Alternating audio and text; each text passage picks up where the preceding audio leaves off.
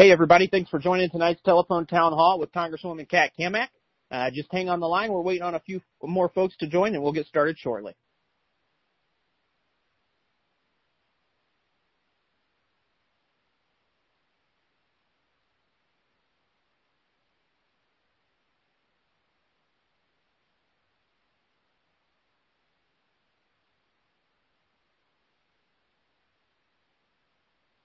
Thanks for joining tonight's telephone town hall with Congresswoman Kat Cammack. We are just waiting on a few more folks to join. Hang on the line, and we'll get started shortly.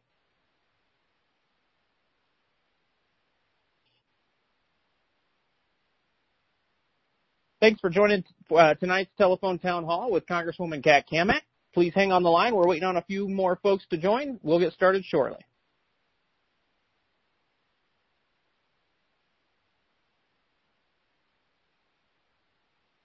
Hey, everybody. Thanks for joining tonight's telephone town hall with Congresswoman Kat Cammack. We're just waiting on a few more folks to join in, and we will get started very shortly.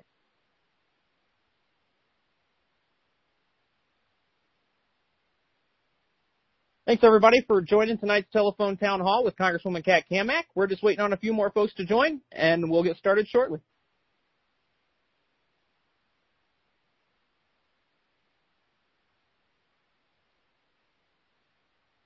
All right. Thanks, everybody, for joining tonight's telephone town hall with Congresswoman Kat Cammack. Just a few housekeeping items before we get started. First and foremost, if you'd like to ask Congresswoman Cammack a question at any time during tonight's telephone town hall, you can press pound, and we will get you in the queue to come live with Congresswoman Cammack. Again, if you would like to ask a question at any time during tonight's telephone town hall, press pound, and we will try to get to as many questions as, zero, not pound, zero. Press zero if you would like to ask a question. So let me say that one more time. If you would like to ask Congresswoman Kat Cammack a question tonight during the town hall, press zero, and we will get you in the queue. One last housekeeping item. If you would like to sign up to receive email updates from Congresswoman Cammack's official office, you can press 7 on your phone. You'll hear a beep. Please record and spell out your email address so it is very understandable, and then hit pound to return back to our meeting. Without any further ado, Congresswoman Cammack, the floor is yours. Well, thank you so much, Corey, and hello to all of our neighbors in Florida's 3rd Congressional District. It is so incredible to be back home. We've had several months in Washington working and voting and going through a very, very busy committee process. So I am very excited and happy to be home. I am talking to you tonight from Gainesville and very much looking forward to hearing your thoughts, what's on your mind. Anything and everything is on the table tonight. We actually do not screen questions. We take them as they come in. So if you have a question or a comment, please press 0, and the team will make sure that you get in the queue to ask those questions. I know that there is a tremendous amount of issues going on both here at home and abroad.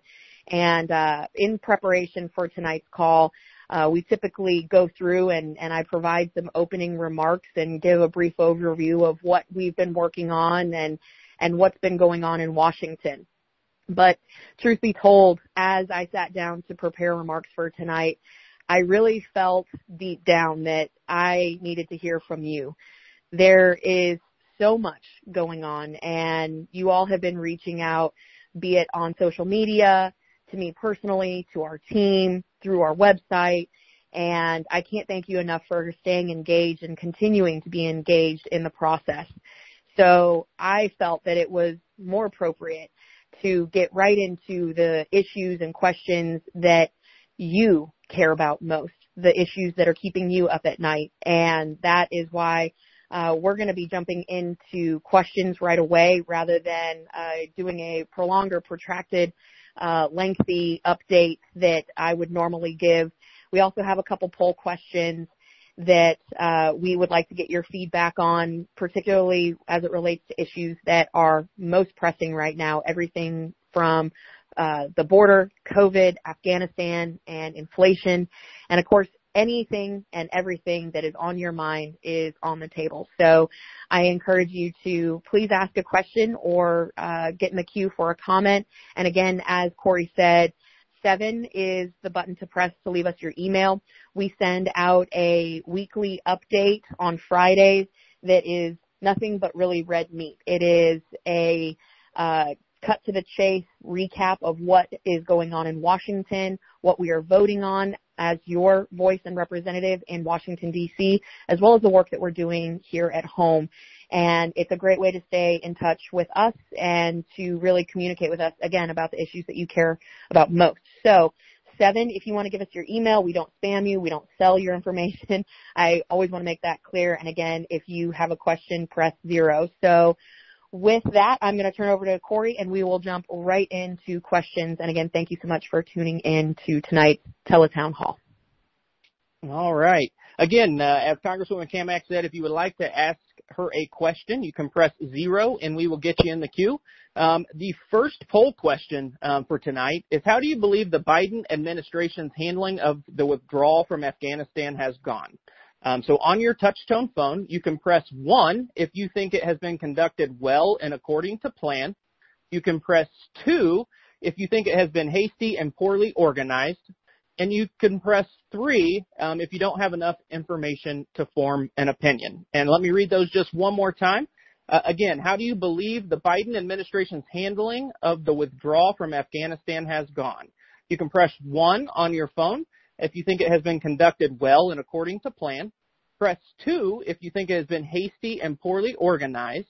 Or press 3 if you don't have enough information to form an opinion. And again, as the Congresswoman said, if you would like to ask her a question, press 0, and we will get you in the queue. First question, Linda, you are live with Congresswoman Cammack. Hey, Linda, are you there?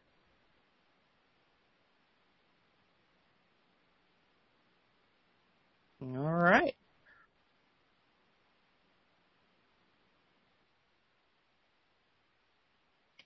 All right, let's go to the next caller. Bob, you are live with Congresswoman Cammack. Hey, Bob, how are you? You talking to Bob? Yeah. Hey, Bob, you're live with Congresswoman Cammack. Okay. Hey, Bob, how are you doing? Pretty good. Where are you from? I'm from Interlochen, Florida, about 70 awesome. miles. I drove through there today. Huh?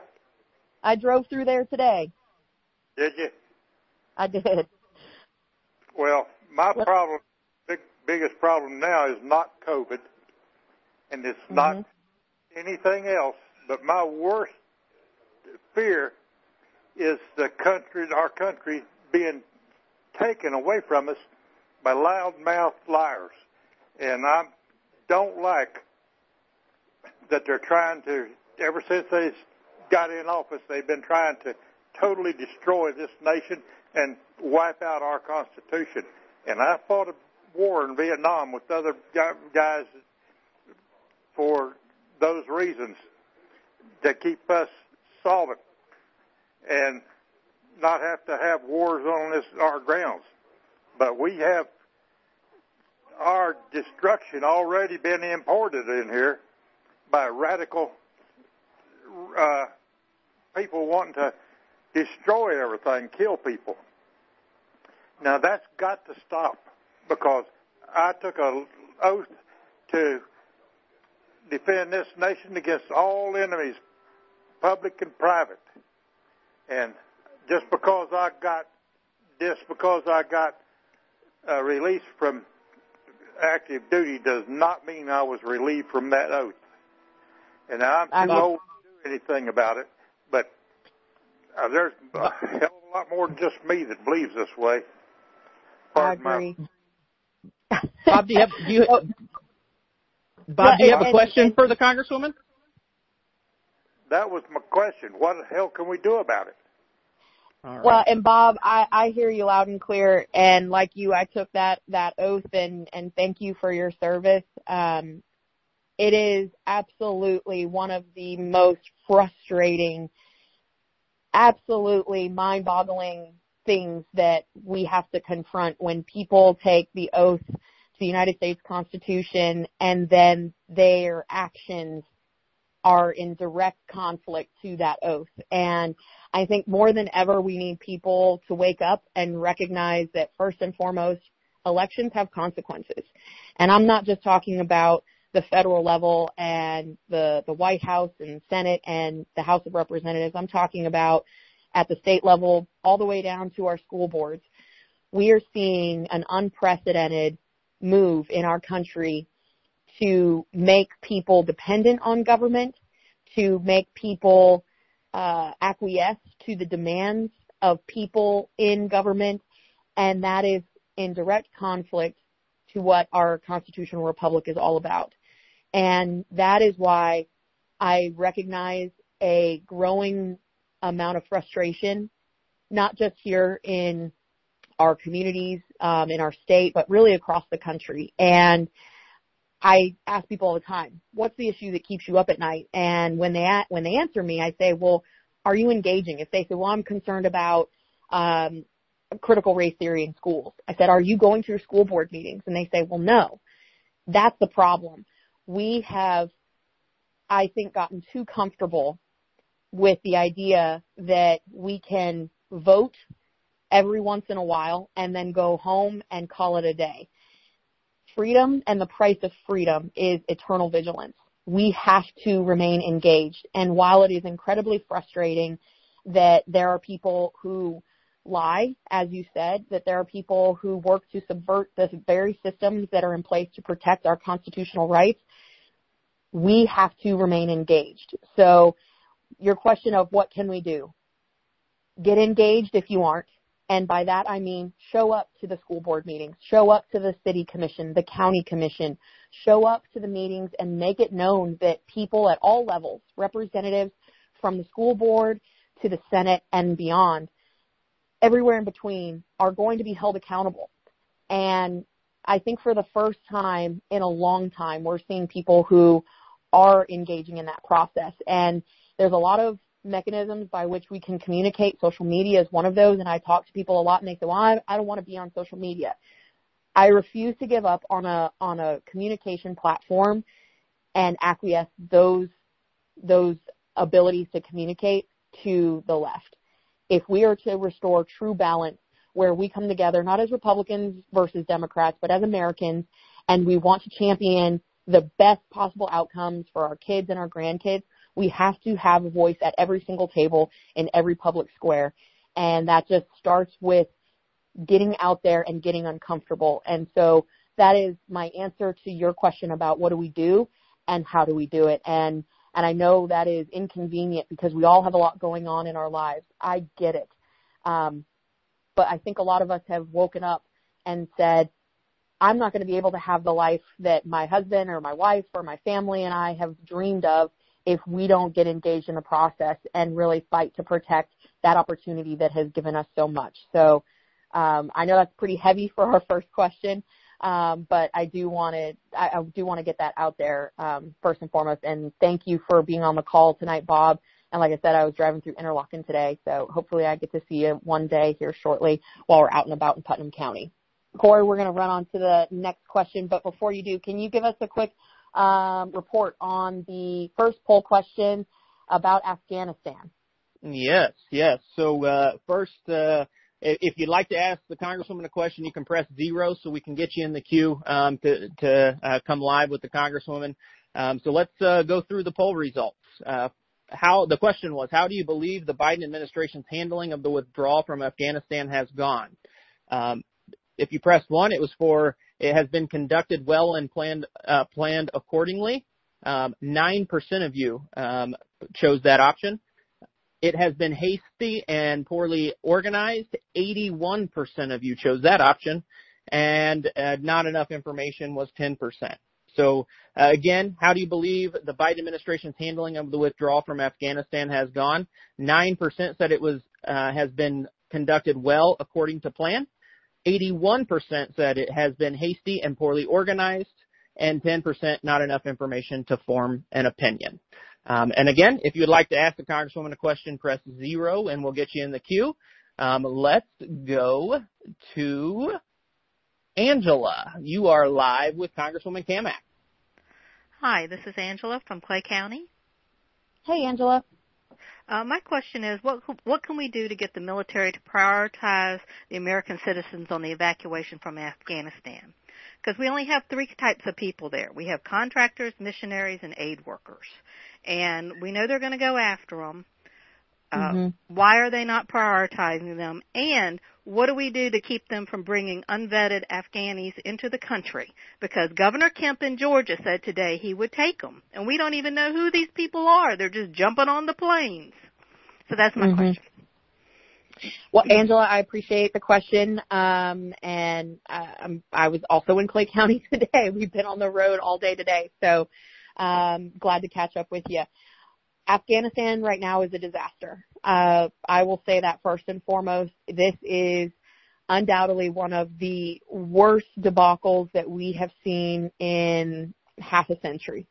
I have been exceptionally upset and I would say even borderline distraught over what is happening. Just a few hours ago, the White House hosted a press conference in which the State Department announced that we have thousands of Americans that have been left behind and that the United States government will not provide security or transport for them to get to the Kabul airport. They actually said in the press conference, the representative, the spokesman for the State Department, that we should hope that the Taliban shows mercy and that we should look to see how the Taliban reacts to Americans transporting or traveling from where they are in the capital to the airport. Now, I have, being a member of the Homeland Security Committee, I have seen several videos here in the last 72 hours of Afghan nationals who assisted Americans in either the capacity as translators or working with contractors. They have been targeted. They have been tortured. They have been murdered, drugged out in the streets. And I have seen the videos of this. Of course, we have all been seeing across the news for the last 72 hours the horrific images and videos of the Afghan nationals swarming our C-17s attempting to get on the planes. I will tell you that last night I had a conversation with several C-17 pilots, many of whom have flown with the 62nd Air Wing that is responsible right now for removing or getting people out of Afghanistan. One pilot who is 25 years in said that his stomach is turning over and over and over again, thinking about how the air crews have had to make the decision with zero guidance from leadership to taxi their aircraft and make the decision to push the throttle and barrel down that runway, knowing that people are going to die, or to stop and try to pull them on their planes. These are gut-wrenching, horrific situations that our military have been put in. This is all a direct result of failed leadership. The Biden administration, and you can probably tell I'm shaking right now. I'm so angry. The Biden administration lied to members of Congress on Sunday morning when we were told from Secretary of Defense Austin, General Milley, and Secretary Blinken, from their mouth, they told us that they had planned for every contingency, that they had made moves to evacuate Americans, and that they had a security footprint in place. That was a lie. That was a lie because we have heard from boots on the ground and we have seen with our own eyes the chaos that has ensued. There has been such a breakdown of leadership that everyone at this moment is scrambling. People want answers. They want accountability. And believe me when I tell you, that is coming. That is absolutely coming. In the days, weeks, months to come, even years, there will be a reckoning as far as the failed leadership that has played out in the last several days, weeks, months, you name it. In the meantime, we need to focus on getting our Americans out of country. With the announcement that the White House is leaving Americans, thousands of Americans behind and at the mercy of the Taliban, My colleagues and I have been engaging, as I said, for the last 72 hours frantically with our career contacts at the State Department, DOD, and working around the political appointees who seek to obstruct us in getting people out. Our goal and our mission right now is to get the thousands of Americans that have been left behind out. That is the priority. I believe firmly that we made a commitment to several of the translators and people who assisted us for 20 years. That is something that we need to address, but Americans come first. I cannot even begin to talk about the work that we will do with processing the visas and engaging in the vetting, which will be a robust vetting of the translators who assisted and were qualified and approved by the United States government. That will happen.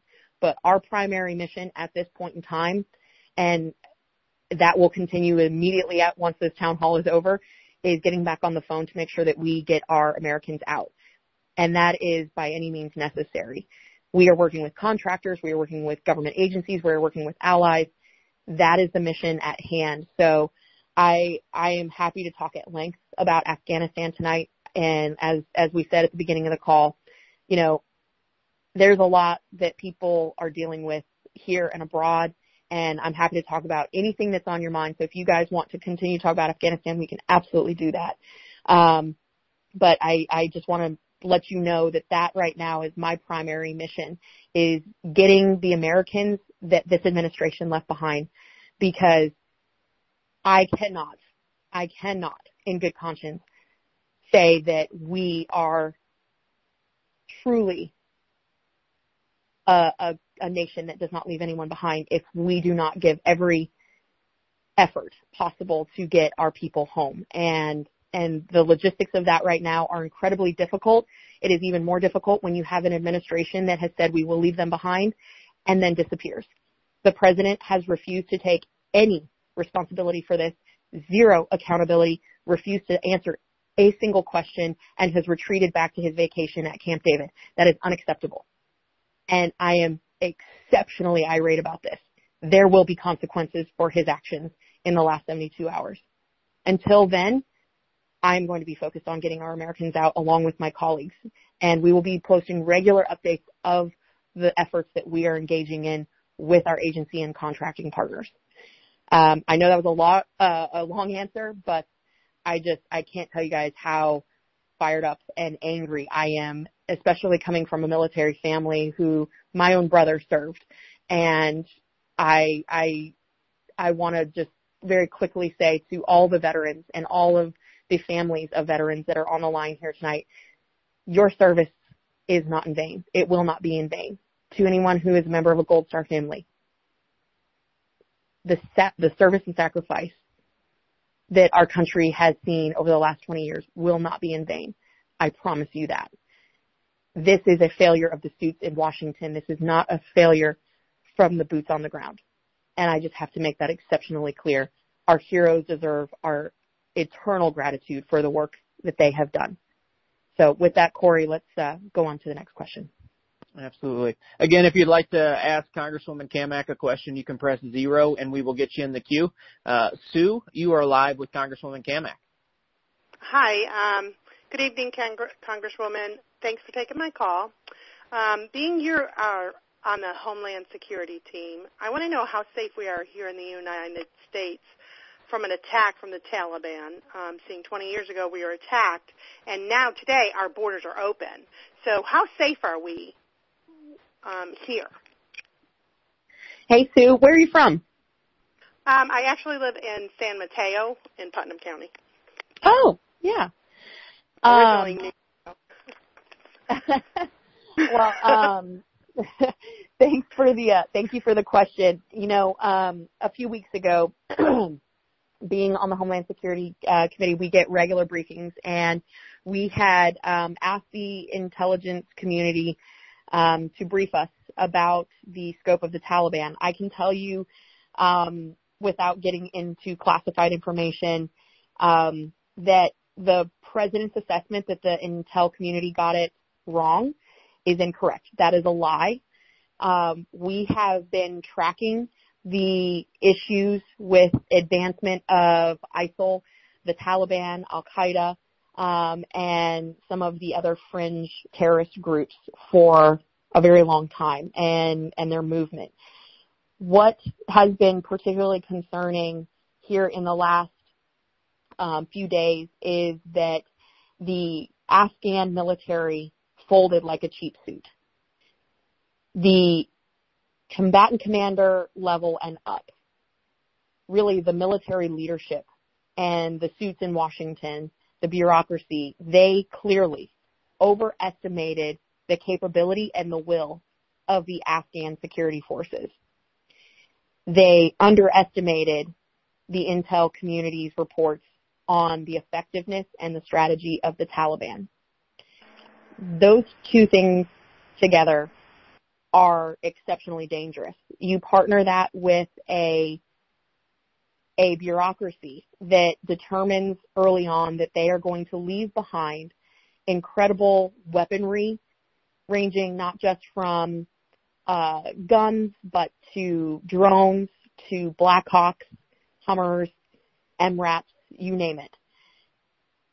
With no contingency plan in place, that whole situation breeds an exceptionally dangerous situation. So we effectively, as the American taxpayers, have armed the Taliban with weaponry and hardware that they would have never otherwise had. That presents them with the ability to formally construct I don't want to say government, because I will never recognize the Taliban as a legitimate government, but they are able to operate as an entity and exert extreme power. As far as the threat that they pose to us, we know that there are actors that are connecting the dots between our open border on the southwestern portion of our country and ways to move people, narcotics, weapons, and that is a problem. I can tell you that there have been 15 individuals on the international terrorist watch list that have been apprehended at our southwest border. More than 140 different nationalities have been caught coming across the border. The number 9 most apprehended nationality coming across our southwest border is Romania. This is a tremendous security threat, both from a humanitarian standpoint, a public health standpoint, but most of all, a national security standpoint. So people do not want to connect the dots between the utter chaos and collapse of Afghanistan and our southwest border, but it is a very real threat. So to your point, what threat does the Taliban present to us today? This is a very real threat. It is all the more reason why we need to have strong law enforcement as front lines here in our communities, working in concert with our partners at the state level and with the task forces, the terrorism task forces that we have stationed all around the United States that work to identify the threats with intelligence and then act on them before they have a chance to act on us. And that is only possible if we can get the knuckleheads in Washington to, excuse my language, pull their head out of their you-know-what and understand that the movement like defund police movement, it is not political. It is a real-world consequence for everyday citizens, and it all is local. Everything that is happening right now in Afghanistan is going to have a direct impact on our communities here at home. And I think that we, again, to Bob from Interlochen earlier, who asked about, what can we do? This is why we have to stay so engaged at the local level. This is why elections have consequences. This is why they matter. This is why we have to stay so engaged. And so while it is exceptionally challenging right now, I will say I would not want to be in this fight with anyone other than the men and women who make up our law enforcement community, our first responder community, our border patrol community, our military community. We have the best of the best. And when our backs are up against it, that's when we are at our best. And so I have no doubt that we will rise to the occasion, we will answer the call, but that call will come, is my sense. All right. If you'd like to ask Congresswoman Cammack a question, you can press 0 and we will get you in the queue. Next live answer is Robert Thompson. You are live with Congresswoman Cammack. Yes, thank you. Thank you for taking my call, and thank you for everything that you do for us. Hey, Robert, thank you. I didn't want to hang up because you hit just that last call. You hit most of my questions. But I'm retired Navy. I was on the boarding teams over in the Gulf. I did anti-drugs in my 20 years in the Gulf. But my whole thing is in the Gulf. I am going to come to the question, but the statement is, just like you said a few seconds ago, us over in Afghanistan right now, the whole thing is us leaving the way we did, he's like you said, a lot of this is that the way they're making it sound is like they started off saying it was blamed. Trump made an agreement that we'd be out by May, and then he assumed command. Trump was assuming he was still going to be in office. Biden took over, and now we're off in June. My couple questions are, if him taking over command, just like you do with any other command when we take over, the new captain / the president can make decisions which are more that he deems is what's more safe for the country. Couldn't he extend that date, which he already did till June, to accommodate for the evacuation of the people that we need to get these people out of there on time? Because right now, all we've done is forced ourselves into another Benghazi type situation. And that's what I'm looking at. So then now we got thousands of Americans left over there, and we're put ourselves in this situation. Mm-hmm. No, you're 100% right. And first and foremost, thank you for your service. As a career military man, I sincerely appreciate your service to our country. You know, I talked a lot about this earlier today with some folks. You know, Commander-in-Chief means you are the chief decision maker, and you are 100% right in that President Biden could have absolutely altered the plan that had been put in place. And I've heard from several folks that President Trump was looking to withdraw from Afghanistan. That is 100% true. So was Obama. We have had multiple administrations, Republican and Democrat, that have wanted to pull us out of Afghanistan. And I have been of the opinion for a very long time that it has been long overdue that we needed to be out of Afghanistan. I think collectively, Americans were ready for us to be home. I don't think anyone is doubting that the decision to come out of Afghanistan was a bad one. I think we all agree that it was time. Where we all have a problem now is the how. That is the issue.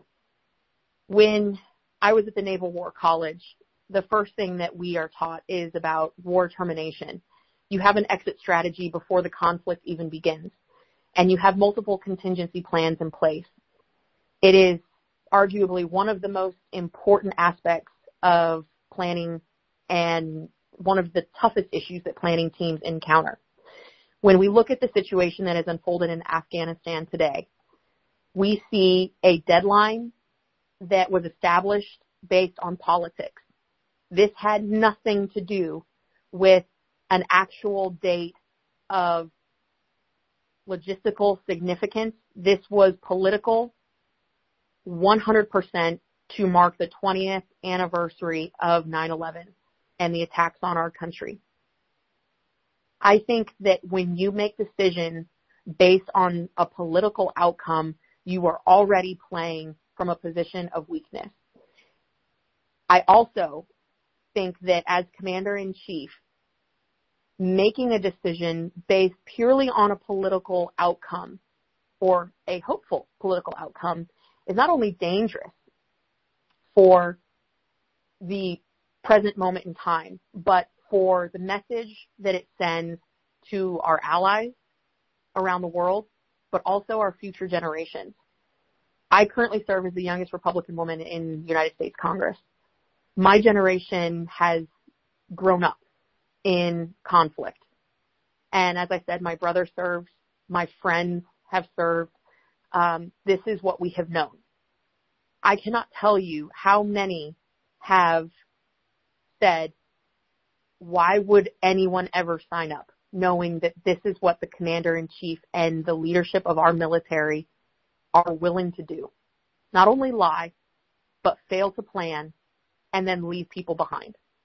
So this is not just exceptionally dangerous, as I said, for what is happening right now, but this is very dangerous for the future.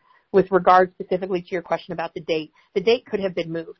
The notion, and I think every American, again, regardless, and this is so beyond party politics, this is absolutely Americans need to be collectively outraged at this. The notion that we couldn't move the date, that is a fallacy. We do not play by the Taliban's rules. When President Biden stated that had he not done that, we would have had to send troops in because we would have restarted the war, that is completely false. In that moment, he told the world, in his own words, that the Taliban was in charge. And that was the cue that the Taliban needed to engage fully and to move forward with their full assault across the country, because they knew that our leadership was weak and that we could be taken advantage of and we would be caught flat-footed. And so the notion that it would have been messy regardless, that is not true. We have the best planners in the world. There were no plans. There were no contingencies because they were not allowed to act on them. I know that because there was not a security footprint that was properly established. There has never been a contingency or a planning team that has left Americans behind. There was a tremendous failure from military leadership to understand the culture. And when you look at the relief valve in a strategic sense, and I apologize for getting so in the weeds and so wonky with the Afghanistan situation, but when you look at an exit strategy, you always want to have a backup. Bagram was our backup. It is strategically the most sound primary evacuation base that we could have had, 70 miles outside of the capital. It is not a funnel like Kabul is. Kabul is surrounded by 3 mountains. It has 1 runway. We can accommodate 2 C-17s, and you have no ramp to accommodate any additional aircraft. In contrast, Bagram has 2 runways, a ramp that can accommodate 20 C-17s, has all the fueling capabilities necessary, and was the most fortified structure that we had in terms of moving people in and out as well as assets. For reasons that still have not become clear, but we will be getting to the bottom of this either through subpoena power or otherwise, we will get to the bottom of how this came about. It took 44 days for the Afghan military forces to turn that base over to the Taliban. And that, to me, is a sign that we did not properly prepare, we did not plan, and that every decision that has been made up to this point with regard to Afghanistan and this administration's response to it has been purely political in hopes that they can salvage the midterm elections and beyond. The American people are not dumb. We see through what this is. This is politics through and through, and they're playing with people's lives, and I, for one, will not stand for it. So I hope that that answers the question about the date of withdrawal. And I appreciate, again, thank you for your service. And, of course, I got to say, go Navy. All right. If you would like to ask the Congresswoman a question, you can press 0. But now we're going to move on to our next poll question. Here you go. You can just use your touch-tone phone to respond. Across the country, prices for everyday goods and services have risen. Have you noticed these changes at the grocery store, gas station, airport, and other places? Press 1 if yes, you have noticed price increases. Press 2 if no, you have not noticed price increases. And press 3 if you don't have enough information to form an opinion. And I'll read that one more time. Across the country, prices for everyday goods and services have risen. Have you noticed these changes at the grocery store, gas station, airport, and other places? And again, just using your touch-tone phone, press 1 for yes if you've noticed price increases in goods. Press 2 if no, you haven't noticed price increases. Or press 3 if you don't have enough information to form an opinion. And again, if you would like to ask the Congresswoman a question, press 0 and we'll get you in the queue. Next up, Ruth Fox, you are live with Congresswoman Cammack. Hello. Hey, Ruth. Hey, I have several questions, and I will say, I know I'm being recorded, but it looks like with Afghanistan, it's another Vietnam, and probably another Korea. So I feel saddened for all the military families. My second question was inflation, but we already know that that's happening. Going to the grocery store today, what I used to spend $30 on was $140. So the big difference is there, and I don't know what we can do to fix that. The third point, China, Japan, they own our country now. What are we doing about this? And our borders? Trump wanted to shut them down, and he was right. But then we have a president now that I would say is brain dead. I'm sorry. That's my opinion. Well, Ruth, I appreciate your opinion, and I wrote down your questions and comments. So Afghanistan, we've been chatting about that tonight. And again, for any veteran that is on the call, any active duty service member, any family member, again, thank you. I will, and I know because I was always irritated and annoyed when politicians would say this, I will fight like hell to make sure, like, I legitimately, coming from a military family, I don't think that I will ever be able to sleep okay if we do not make sure and do absolutely everything possible to let it be known and then back it up with action that the service that has gone into the last 20 years in Afghanistan, Iraq, and beyond, it is not in vain. So to the heroes, you guys know who you are. It is not just another line. Thank you. Thank you. And we will be working our asses off to prove every single day that we are worthy of the service that you have given to this country. And I mean that very, very sincerely. I'll get a little emotional about that. If my brother was on the line right now, he would say, you better toughen up, Kat. To your second issue that you brought up, inflation, we just had that poll question talking about rising prices. It is impacting us everywhere, at the pump, at the grocery store. It doesn't matter if you are buying a home, buying a car, renting a car, buying clothes. Everything is going up. And we are about to consider next week at the behest of Speaker Pelosi and her conference. We are being sent back to Washington to vote on a $3.5 trillion reconciliation package, which is a wish list from President Biden and the Democratic leadership. That is on top of a so-called bipartisan infrastructure bill, which is a $1.2 trillion package that only 9% of it goes to actual infrastructure. You add on top of that a CR, which is a continuing resolution, which will ultimately cost us about $1.1-ish trillion. All this spending is on top of the record level of spending that we have seen through CARES Act, through the American Rescue Plan. In short, it's unsustainable. We are going to be at $30 trillion in the blink of an eye with record deficit spending. And when you look historically at where we are at, in the last 100 years, we have spent 25% of our entire national debt that we have accumulated in 1 year. It is unsustainable. And really what it comes down to when you look at $30 trillion in debt, on top of the inflation that we're experiencing and the increase in prices, that equals, on average, American families $218,000. Now, there's a few things in life that are sure. The government getting their money is one of them. Death is the other one. And even then, they want to tax you.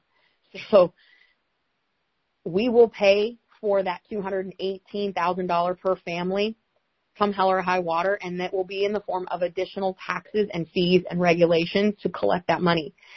I come from a very blue-collar working-class family. $218,000 is a lot of money. That is not just a down payment. That is a house. That is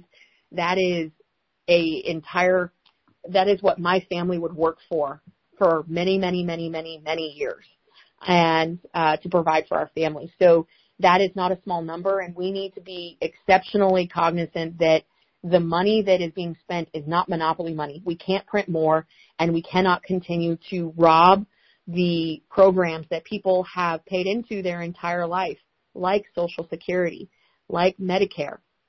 And so we have to have some really tough family discussions, and we collectively as Americans need to stand up and say no. We are approaching a point in our nation's history where more people will be on government assistance and dependent on the government than there are independent from the government clause. And we need to make sure that we don't get to that tipping point and over the edge, because people will very unlikely vote to take money out of their own pocket. And we're already seeing where we are paying people to not work. And it is killing our small businesses. There are help wanted signs everywhere. And this will continue until we have a change of leadership and an attitude adjustment in Washington, D.C., which is why it is so important that we have continued engagement across the board on these issues. So you also mentioned China. China is a very big threat. It is the number one threat. That and our national debt is 100% a cause for concern. I will say right away, be mindful of the products that we are purchasing. You can help combat our dependence on China by checking what you're purchasing at the store. I personally don't purchase any Smithfield products because they are owned by the Chinese. I refuse to buy any product if I can help it. I certainly try. Some we've just given up completely, but I try to avoid buying products or supporting businesses that have Chinese manufacturing operations. And when you look at things like TikTok, the social media giant, that is all Chinese technology, and that data gets collected and sent back to the Chinese government. That is not a conspiracy theory. That is an actual real thing, which is why I am one of the few members of Congress that does not have a TikTok. And we've talked a little bit about the border. I've been to the border several times as a member of the Homeland Security Committee. It is one of my responsibilities to ensure that we are doing everything we can to have a secure border. And that's not just the southwest border. It's our coastlines. It is our border with Canada, which is also exceptionally porous, and we have some security threats there that are being exploited. But, we have introduced tremendous amounts of legislation that are good pieces of legislation that are bipartisan, but because of the hyper-political nature of where we are at today, Nancy Pelosi will not bring them to the floor. We are currently 4 votes shy of the majority, which again goes to the fact that we need to 100% take the House back. And that is going to ensure that we can combat this. Until then, you're very limited being in the minority as far as bringing legislation to stop it, because even if you bring that legislation, even if you get it passed, it will likely die in the Senate, and the president will not sign it at this point in time. So right now we have got to just highlight over and over and expose what is happening so that everyday Americans wake up and get angry enough to get out there and vote, to flip the House, restore some balance and some sanity in our nation's capital, and really get united behind an America First vision rather than an America Last. And it's something that you guys have probably heard me talk about a lot, about our southwest border and the challenges that exist there. So I encourage you, if you have questions about that, check out some of the things that we've talked about. We have introduced dozens of pieces of legislation. We have worked hand in glove with our partners at FEMA, with HHS, with DHS. Being on the Homeland Security Committee means that we have a direct responsibility to ensure that we're getting answers and having those agencies accountable for what they are doing. And we are going to keep holding their feet to the fire. So with all that, because I know that was a lot, I'm going to turn it back over to Corey and Ruth. Thank you again for the questions. And I think we have one last poll question before we jump back into questions again. Yeah, absolutely. So let's first go through the results of the last poll question. So here again is the question. Across the country, prices for everyday goods and services have risen. Have you noticed these changes at the grocery store, gas station, airport, and other places? The results, 97% said yes, you have noticed prices. 2% said you have not noticed prices, and 1% not enough information to form an opinion. The next question, again, using your touch-tone phone. What is the biggest or most urgent threat to U.S. national security? Press 1 if you think it is China. Press 2 if you think it is Russia. Press 3 if you think the growing national debt is the biggest concern. Press 4 for cyber attacks. Press 5 for the growing crisis at the southwest border. And press 6 for the Taliban. And I'll read that one more time. What is the biggest or most urgent threat to U.S. national security? Press 1 for China. Press 2 for Russia. Press 3 for the growing national debt. Press 4 for cyber attacks. Press 5 for the growing crisis at the southwest border. And press 6 for the Taliban. And next question is from Rusty. Rusty, you are live with Congresswoman Cammack. Good evening. Thank you. Congresswoman, I'm Rusty. I live in Fleming Island. Hey, Rusty. And I have a question. Oh, sorry. Go ahead. No, I just said hey. Hi. Hi. So the border's obviously open and people pouring through, and I'm curious, how many people are being shipped into Florida? I noticed the positivity rate is up, and I saw on the news the other night somebody said 80% of the COVID cases that are hospitalized are illegal immigrants, unvaccinated. So how many people are being shipped to Florida? Do we have those numbers? Are they producing those numbers? And what are we doing to try to stop that? Well, that's a great question, Rusty. So a couple of things in that. We are now averaging in just the RGV sector, which is the Rio Grande Valley sector, which is the busiest one amongst the 9 that make up the southwest border, about 4,000 apprehensions a day. When we say apprehensions, and this is more so for everyone on the call, apprehensions mean people will walk up to the Border Patrol agents and turn themselves in. They then go to processing. They then go to a facility where they are held and then ultimately turned over to HHS. HHS then takes them and turns them over to a NGO like Catholic Charities. There's a few others that play in the space, but Catholic Charities is the largest one. And they then buy plane tickets and find hotels across the country for these illegals.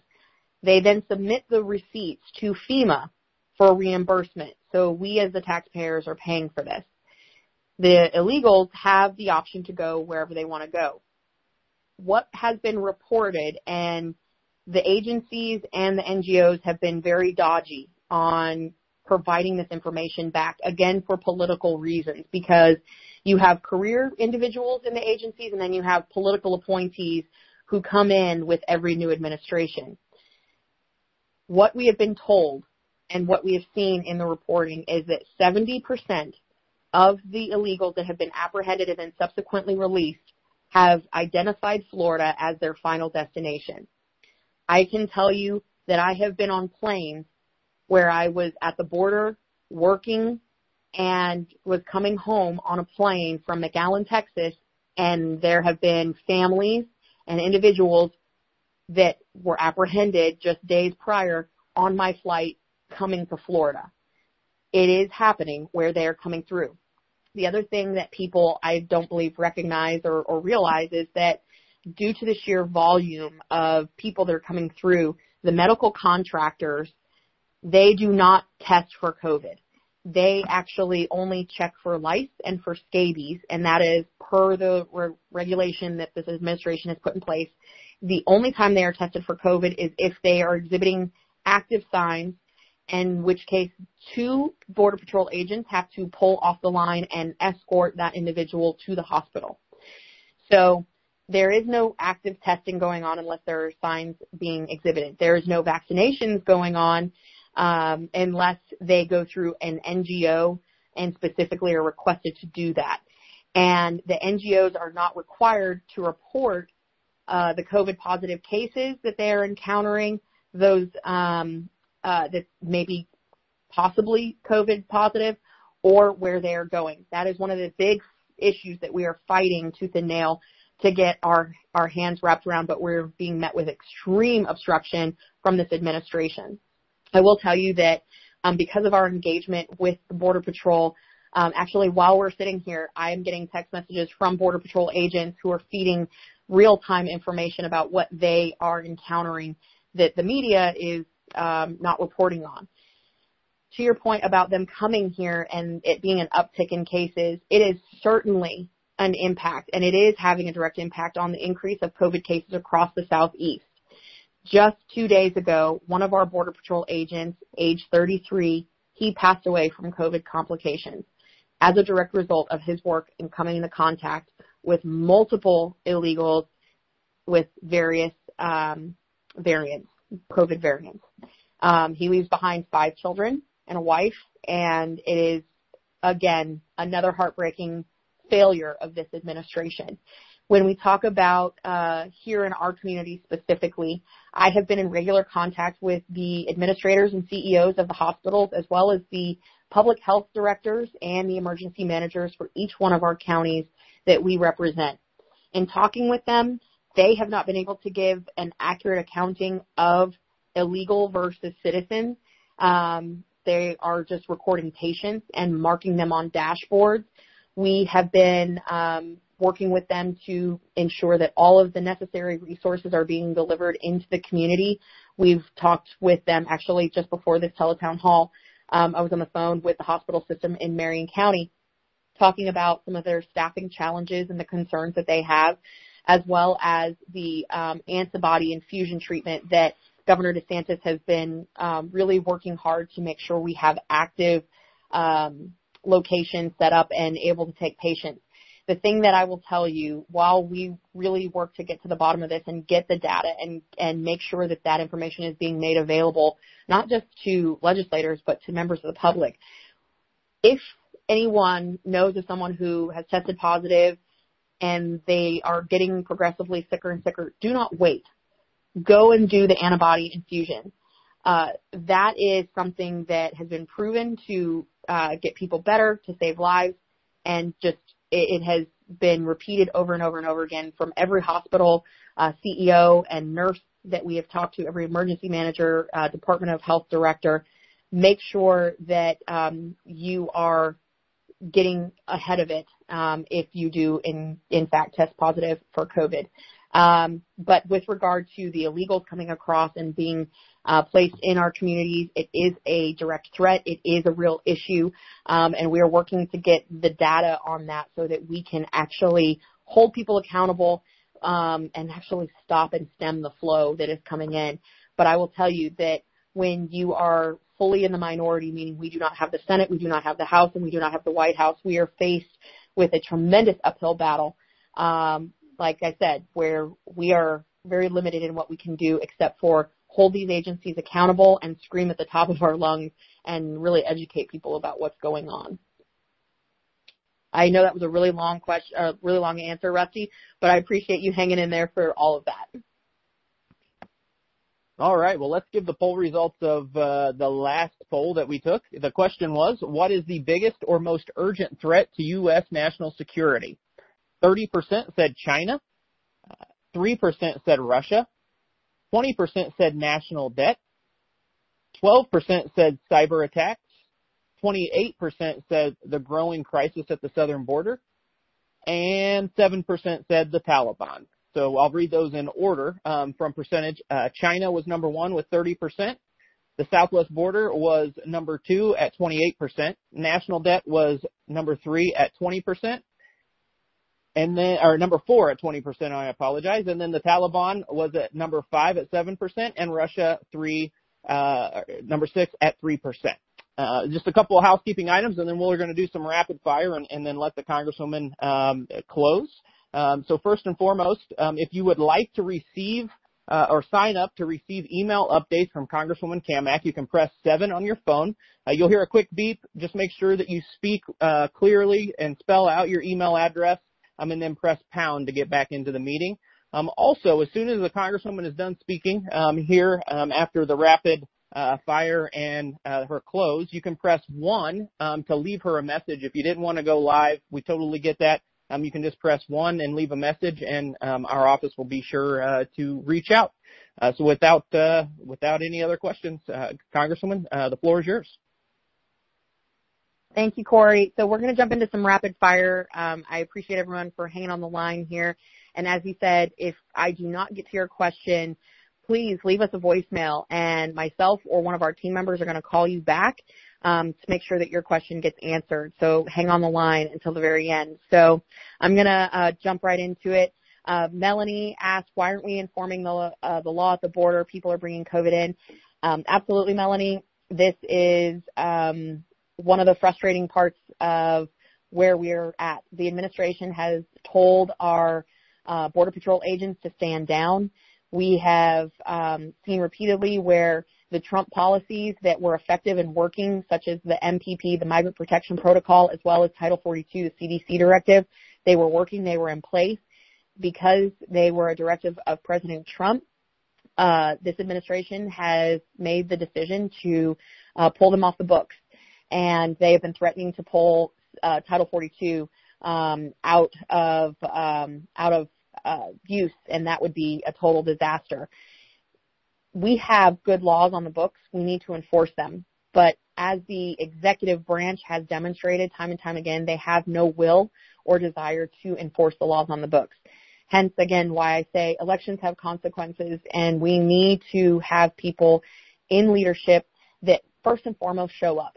Because this president has disappeared off to Camp David in the middle of a global crisis, on top of the southwest border crisis, on top of a global pandemic, and he is MIA, unacceptable, and will be held accountable. So we need to have an executive that is going to uphold their oath of office and execute the laws as they are written on the book. Jeff says, retired commander with U.S. Navy, have not had a failure in the past 60 years with pullout plans. There has not been a solid plan. And I'm trying to see if I can move that over. I can't see the rest of your question, Jeff, but I agree. No contingency plan. There's not been any plan in place. We talked a little bit about the issues that we have seen with, not having the relief valve. We did not have the protective services in place. We did not have a security footprint established. We used Kabul as a funnel, which is the most dangerous situation we could have put our troops and our allies and contractors and civilian population, American civilian population, in basically creating a funnel for them to become an easy target for the Taliban. So I agree, this has been a disaster of epic proportions, and you guys have heard me talk a lot about Afghanistan tonight, and again, I just want to stress that we will be staying on top of it. We will be engaging with you guys, but first and foremost, my priority is getting the tens of thousands of Americans that have been left behind by this administration and their piss poor planning.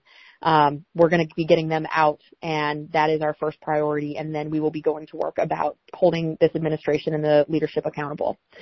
Ron, question about the huge task at the border, lack of integrity at voting stations, and if that will continue. I talk often about election integrity. This is definitely a state issue. We need to be working with our state partners to ensure that we are making it airtight. We cannot have people going into voting booths and thinking that their vote does not count and doubting if their neighbor next door is casting illegal ballots. That cannot happen.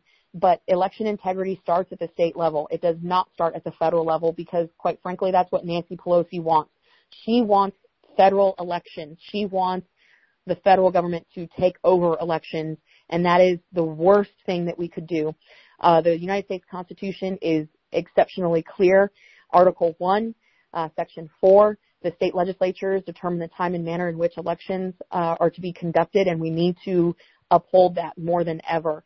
And so we have been working across the country with our state partners to ensure that they have all the resources available to make these midterm elections the most secure elections that we have ever seen.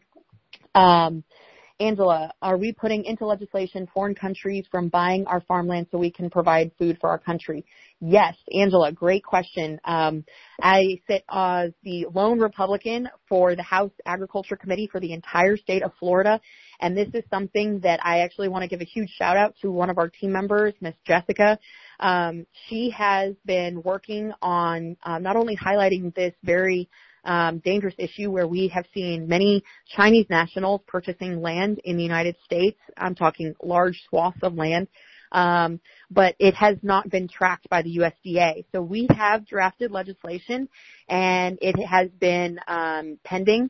Until we get the majority, it will likely not see any movement. So in the meantime, what we have opted to do is leverage our relationships at the USDA to make a policy change through the agency so that they have to document which foreign nationals are purchasing land, because food security is national security, and we have to make sure that we have the resources available and the agriculture industry supported in order to produce a safe and reliable food source, not just for our communities, not just for our states, but for our entire country.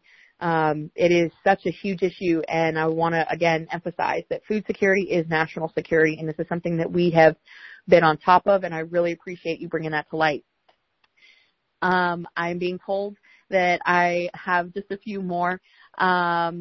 Joy asked me, are you vaccinated, and what are you doing to encourage vaccination? Joy, I'm going to tell you, that is none of your business, and I don't think that anyone's vaccination status is anyone's business, and certainly not the government's. I believe that these mandates are dangerous and unconstitutional. I think that if an individual wants to get vaccinated, that is a decision that they should be able to make and do it in consultation with their doctor, and it's no one's business. I can tell you that I have been very disappointed with several leaders in our community who feel that it is now their business, as people with no medical history or scientific training, to start making assumptions about other people's health decisions. That is left to the individual to make the best decision for themselves and their families. If they want to get vaccinated, they absolutely should, and they absolutely can. That is where that line gets drawn for me. So while I am very pro-science, I believe that political science has corrupted and politicized the COVID situation that we are facing, and that is truly detrimental to our communities, to our state, and to our country. And I would encourage everyone to start following real science rather than the political science, and really start having some compassion about this issue rather than following the arbitrary government mandates from people who have no business weighing in on medical decisions. Let me see, and I'll do one last one.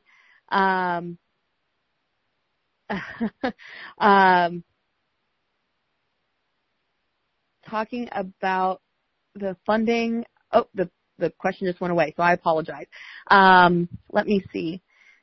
I see a couple of state questions, the Florida unemployment system. If you have questions or comments, again, at the end of the call, you'll have an opportunity to leave a voicemail, and either myself or my team will get back to you. We call you back personally. So there's a couple in here that are some casework issues. It didn't get mentioned tonight. If you have any issues going on right now, it could be a Veterans Administration question, an appeal, a comp and pen evaluation, an appointment issue, an issue with the IRS, or Social Security. Heck, you could be going on vacation and you need to get an emergency passport because your passport expired or is about to expire. These are all things that our office can help you with. So please make sure you reach out to our office. Let me give you that number. Our Gainesville office is 352-505-0838, and our Orange Park office is 904-276-9626. And you can always go on our website, cammack.house.gov, and there is a tab that says services. Check that out. We are here to help you. We work cases all the time to the tune of over 1,000 cases we have worked for constituents across the district just this year in the first 8 months, as well as $1.5 million that we have recovered for our individuals and families of money that was owed to our veterans, our seniors, and our families. So again, we're here to work for you. If you have a casework issue, any government agency, we are happy to help, and I encourage you to reach out to our office, because at the end of the day, this is your office and we work for you. I know that I'm way over time, so again, at the end of this call when we hang up, please make sure that you leave a voicemail and we will get back to you. I just want to say very quickly that it has been a incredible first 8 months as your voice and your representative in our nation's capital. And we have put in place a team that works incredibly hard every single day to make our community, our state, and our country proud. And we really work truly every day to uphold the oath that we all took to the United States Constitution. And we really hope that we get to a place where people see the work that is being done on your behalf for the betterment of all Americans, not just Republicans, not just Democrats, but all Americans, regardless of party affiliation. And again, I just can't tell you how much I appreciate your willingness to participate in tonight's town hall. I cannot tell you what an honor and a privilege it is to be your representative in our nation's capital. And again, thank you for participating in tonight's conversation. And with that, I will make sure that Corey ends us with final details. And again, if you want to leave us a question or a comment, or you have a casework issue, make sure you stay on the line at the end of the call. Thank you so much. Yeah, if you'd like to leave a message for Congresswoman Cammack, you can press 1 now and leave a message. Thank you so much for your time tonight. Have a good night.